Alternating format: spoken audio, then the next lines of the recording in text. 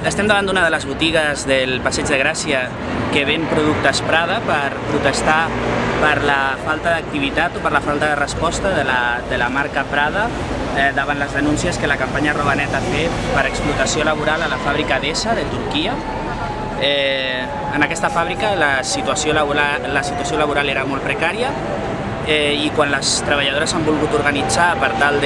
d'exigir el compliment dels seus drets i formar part d'un sindicat, han patit una persecució sindical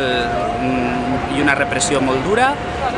per mitjans completament il·legals, inclús amb amenaces de mort, amb intents d'agressió a les famílies d'aquestes treballadores. S'han acomiadat 44 treballadores i 55 més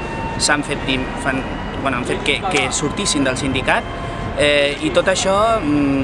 sense cap mena de resposta per part de les marques que treballaven amb l'empresa Edessa, en especial el client més important d'Edessa, que és Prada.